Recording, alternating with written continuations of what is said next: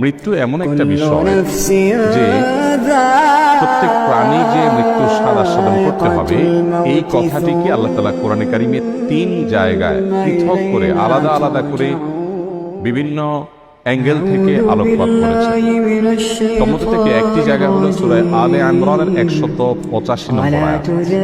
এই আয়াতে আল্লাহ রাব্বুল আলামিন বলেছেন, কুল্লু নাফসিন যায়িকাতুল মাউত, সকল প্রাণীকে মৃত্যুর স্বাদ নিতে হবে। এটিকে ডিনাই করার কোনো স্কোপ নাই, সুযোগ নাই। প্রত্যেক প্রাণীকেই মৃত্যুবরণ করতে হবে। যদি এখানেই শেষ হয়ে যেত তাহলে ব্যাপারটা খুব বড়সড় কিছু হতো না। আল্লাহ তাআলার অনেক সৃষ্টি আছে, একটা গাছেরও প্রাণ আছে, একটা সময় প্রাণ শেষ হয়, শুকিয়ে যায়, কাষ্ঠ হয়ে যায়। তো আমরাও এক সময় মরে শেষ হয়ে যেতাম।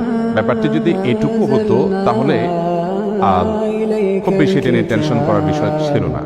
কিন্তু আল্লাহ রাব্বুল আলামিন এটা মাত্র ভূমিকা পেরেছেন। এরপর মূল কথা বলতে গিয়ে ইরশাদ করেছেন যে ওয়া ইন্নামা তুওয়াফাউনা উজুরাকুম ইয়াওমাল কিয়ামাহ। আসল ইস্যু হলো মৃত্যুবরণ করতে হবে, এটা বড় বিষয় না। বড় বিষয় হলো যে এরপর তোমাদেরকে কিয়ামত দিবসে আল্লাহ তাআলা তোমাদের জীবনের ছোট বড় প্রতিটি বিষয় সম্পর্কে পুঙ্খানুপুঙ্খ হিসেব করে তার পুরস্কার কিংবা তিরস্কার, শাস্তি কিংবা আল্লাহর পক্ষ থেকে উপঢৌকন, উপহার, বিনিময় আল্লাহ তাআলা তোমাদেরকে সেদিন বুঝিয়ে দিবেন। ফামান যুহযিহা আনিন নারি ওয়া উদখিলাল জান্নাতা ফাকাদ ফাজ।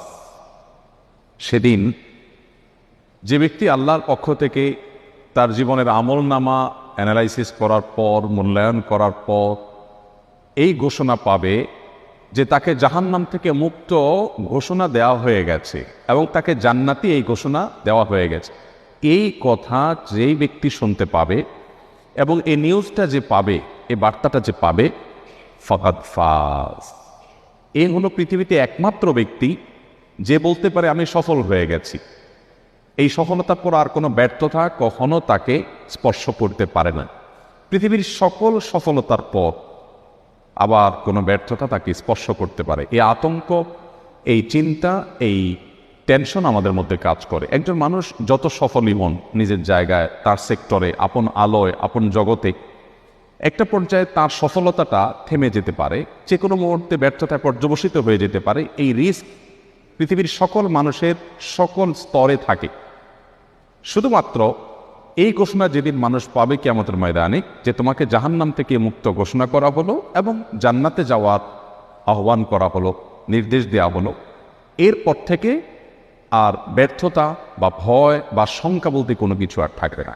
আল্লাহ রাব্বুল আলামিন এই পৃথিবীতে যত কিছু সৃষ্টি করেছেন আমরা সবাই জানি, এ বিষয়ে কোনো শিক্ষিত অশিক্ষিত কোনো মানুষই দ্বিমত করেন না। সেটি হলো এই পৃথিবীর সকল উপভোগের বিষয়গুলো, প্রথমত এগুলোতে প্রাপ্তির কোনো নিশ্চয়তা থাকে না। আমরা যে স্ট্রাগল করি, চেষ্টা করি কোনো একটি জায়গা যাওয়ার, সেটি পাবো যে কোনো গ্যারান্টি থাকে না, এক।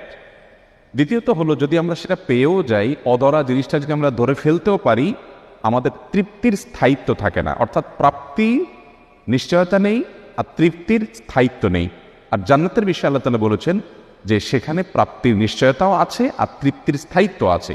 এই জায়গা থেকে একজন মানুষ মৃত্যু পরবর্তী জীবন নিয়ে ভাববেন, চিন্তা করবেন।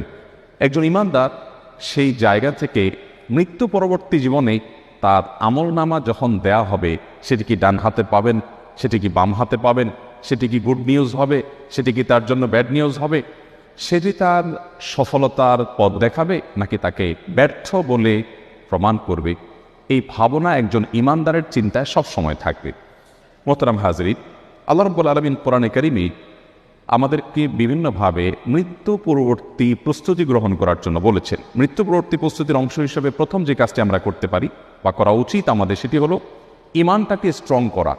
আমার ঈমান এবং বিশ্বাসের জায়গাটা যদি খুব পরিচ্ছন্ন হয়, পরিষ্কার হয়, শক্ত হয়, এরপর যদি আমার আমলের ক্ষেত্রে কোনোটা ত্রুটিও থাকে, কমও থাকে, তো আমার বেসিকটা ঠিক থাকলো, ফাউন্ডেশনটা ঠিক থাকলো অন্তত। এজন্য আমাদের আখিরাতের প্রস্তুতি হিসাবে, মৃত্যু পরবর্তী জীবনের প্রস্তুতি হিসাবে ঈমানটা আমার পিওর আছে কিনা, কোনো ভেজাল আছে কিনা, সে বিষয়টিকে খুব ভালো করে আমাদের একটু ভাবতে হবে এবং বারবার করে সেটা নিয়ে আমাদের পড়াশোনা ঘাটাঘাটি করতে হবে। বিশেষ করে কোরআন এবং হাদিস থেকে আমাদের ঈমান এবং বিশ্বাসের পয়েন্টগুলো নিতে হবে। দ্বিতীয়ত যে প্রস্তুতি নিতে হবে তা হলো নেক আমল এবং ভালো কাজ। ভালো কাজ এর যে সীমানা এটা এতটা পরিব্যাপ্ত যে আমরা ভালো কাজ বলতে মনে করি শুধু নামাজ রোজা করা, আমরা ভালো কাজ করতে মনে করি শুধুমাত্র ওয়াজ নসিহত করা, আমরা ভালো কাজ করতে মনে করি শুধুমাত্র কোরআন তেলাওয়াত করা, জিকির আজকার করা, সুবহানাল্লাহ আলহামদুলিল্লাহ বলা। এগুলো ভালো কাজ, মৌলিক ভালো কাজ, সন্দেহাতীত ভাবে। কিন্তু ভালো কাজের সীমানাটা এত পরিব্যাপ্ত, মানুষ যেই কোনো কাজ করবে সেটা দ্বারা তার নিজের বা মানুষের সমাজের কোনো কল্যাণ যদি বয়ে আনে এবং সেখান থেকে সে যদি আল্লাহর সন্তোষিটা আশা করে, এই পয়েন্টগুলো একত্র হলে সেটি কিন্তু একটা ভালো কাজে পরিণত হয়, পর্যবেসিত হয়। আমাদের নবীজি সাল্লাল্লাহু আলাইহি ওয়াসাল্লাম বলেছেন, আহাব্বুন নাসি ইলাল্লাহি আনফাহুম লিন-নাস। আল্লাহর কাছে সবচেয়ে প্রিয় মানুষ সে যে মানুষের জন্য সবচেয়ে বেশি উপকারী হয়, কল্যাণকর হয়, যার ভূমিকা অন্যের উপকার বয়ে আনে। এই মানুষটা আল্লাহর সবচেয়ে পছন্দের এবং সবচেয়ে প্রিয় মানুষ। মোহতারাম হাজিরিন, এরকম রকমারি ভালো কাজ দিয়ে আমাদের আমল নামাকে, আমাদের জীবনকে সাজাবার চেষ্টা আমাদের মৃত্যু পরবর্তী জীবনের ভাবনা থেকেই আমাদের করা উচিত। কারণ আরবি ভাষার একজন কবি বলেছেন, আমারুনা আমালুনা। আমারুনা আমালুনার মানে হলো যে আমাদের জীবনটা হলো আমাদের কর্মের অপর নাম। আমরা যখন মারা যাব শুধুমাত্র একটি জিনিসই থাকবে, যে আমি কেমন ছিলাম।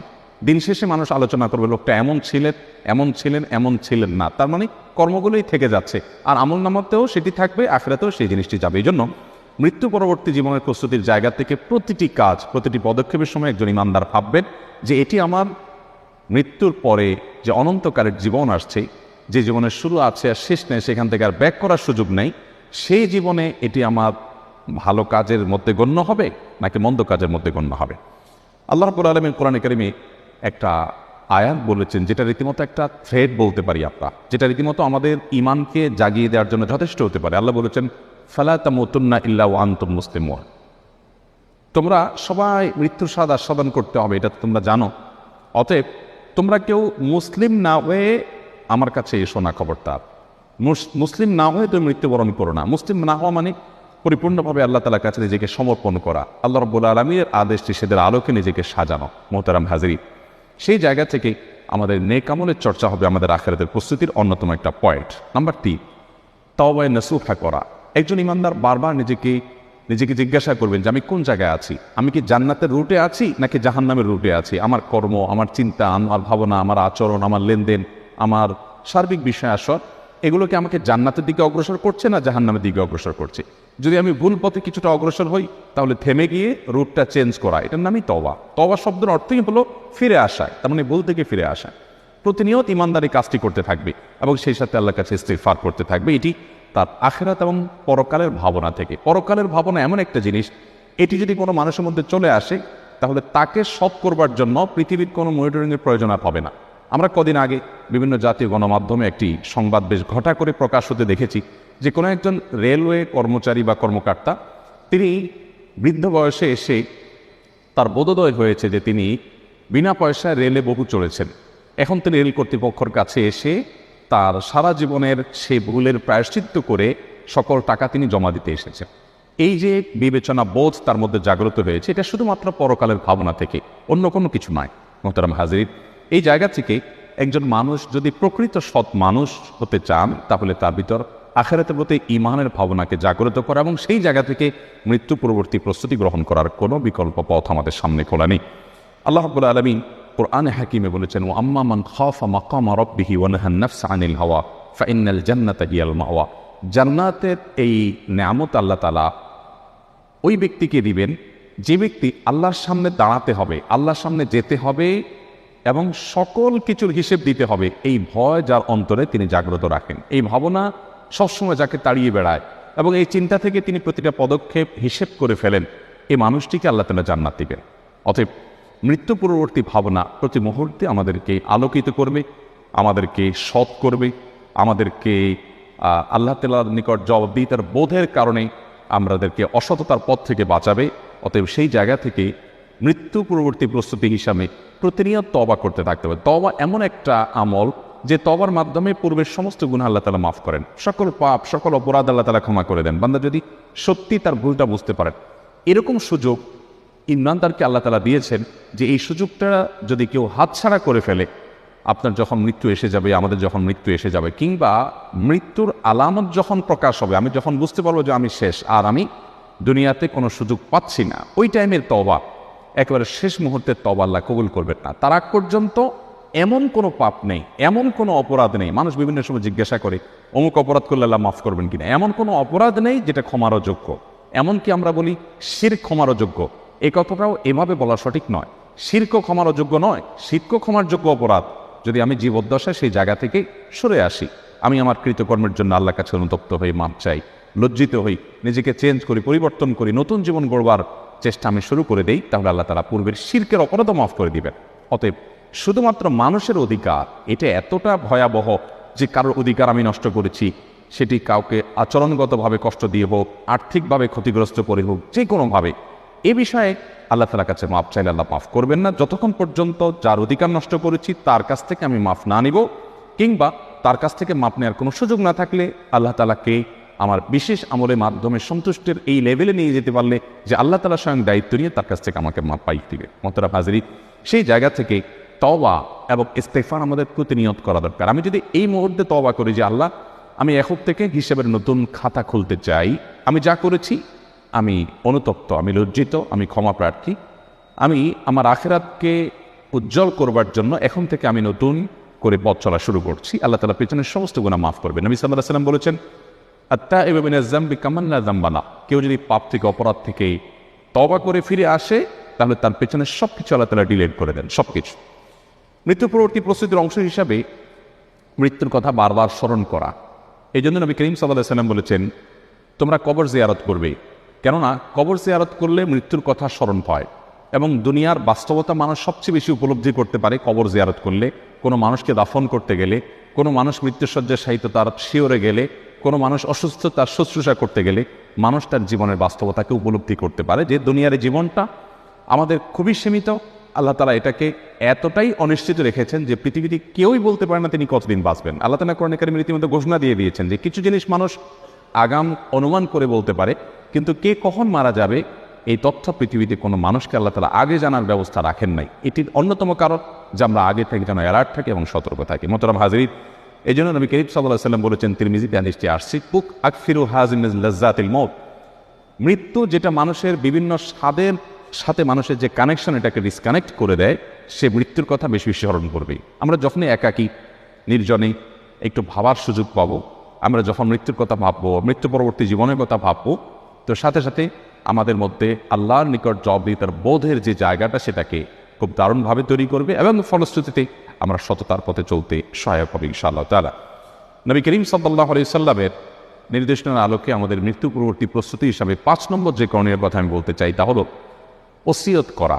ওসিয়ত এটা আমাদের সমাজ থেকে হারিয়ে যাওয়া একটা গুরুত্বপূর্ণ আমল। নবী করিম সাল্লাল্লাহু আলাইহি ওয়াসাল্লাম বলেছেন, তোমরা তোমার মৃত্যুর পর তুমি তোমার পরিবার পরিজন, আত্মীয় স্বজন, নিকটজন যারা আছেন তাদেরকে উদ্দেশ্য করে তুমি যদি কিছু বলার থাকে, তুমি কিভাবে তাদেরকে দেখতে চাও, তোমার সহায় সম্পদের ব্যাপারে তাদের কি রোল হবে, সে বিষয়ে তোমার যদি কোনো ডিরেকশন দেওয়ার থাকে, তো একটি রাতও তুমি ঘুমাবে না সে ডিরেকশন দেওয়া ছাড়া, লিখিত ওসিয়ত লেখা ছাড়া। তো একজন মুসলমান মৃত্যুর প্রস্তুতির অংশ হিসেবে ওসিয়ত লিখে রাখবেন, প্রয়োজনে সেটা আপডেট করবেন কিছুদিন পর পর, এবং তার মৃত্যু যে কোনো মুহূর্তে হয়ে গেলেও তার পরিবারের সদস্যরা সেই ওসিয়তনামা অনুসরণ করে করে তারা সুপথে চলতে পারবেন। অতএব আমি যে মৃত্যুর জন্য প্রস্তুত সেটি প্রমাণ হবে আমি ওসিয়ত লিখে আমি রেডি রয়েছি যে আমি মারা গেলে এইভাবে আমার পরিজনকে আমি গাইডলাইন করছি। 6 নম্বর যে আমলের কথা বলতে চাই তা হলো আল্লাহ তাআলার কাছে দোয়া করা যেন আল্লাহ তাআলা আমাদেরকে ঈমানের উপর অটল রাখেন। এটাও মৃত্যু পরবর্তী প্রস্তুতি, মৃত্যু পরবর্তী জীবনের জন্য, যে আল্লাহ আপনি আমাদেরকে অটল রাখুন। কারণ ঈমানের উপর অটল থাকা এটা খুব চ্যালেঞ্জিং একটা বিষয়। পৃথিবীর বয়স যত বাড়বে, পৃথিবীর আয়ু যত বাড়বে, ঈমানের উপর অটল থাকা তত কঠিন হবে। নবী করিম সাল্লাল্লাহু আলাইহি ওয়াসাল্লাম বলেছেন, এমন একটা সময় আসবে মানুষ সকালে মুসলমান থাকবে, বিকালে বেঈমান হবে, সন্ধ্যায় মুসলমান হবে, আবার সকালে বেঈমান হয়ে যাবে। অর্থাৎ ঈমানটা এত ঠুনকো হয়ে যাবে, পৃথিবী নানাভাবে মানুষের সামনে উপস্থাপিত হবে, মানুষের ঈমান দিন দিন দুর্বল হবে, নানামুখী ষড়যন্ত্র, শয়তানি ষড়যন্ত্র ঈমান হরণ করার জন্য তৈরি হবে, এগুলোতে ঈমান টিকিয়ে রাখা খুব কঠিন হবে। এই সময়টাতে একজন ঈমানদার আল্লাহ তাআলার কাছে দোয়া করবেন যে আল্লাহ আমার যেন ঈমানের উপর আমি অটল থাকি। নবী সাল্লাল্লাহু আলাইহি ওয়াসাল্লাম দোয়া করতেন, ইয়া মুকাল্লিবাল কুলুব সাব্বিত কলবি আলা দীনিক, হে অন্তরকে পরিবর্তনকারী, আমার অন্তরকে আপনি আপনার মুখে করে দিন এবং আপনার দিকে আমার অন্তর যেন সবসময় ঝুঁকে থাকে, আপনি সেরকম করে দিন।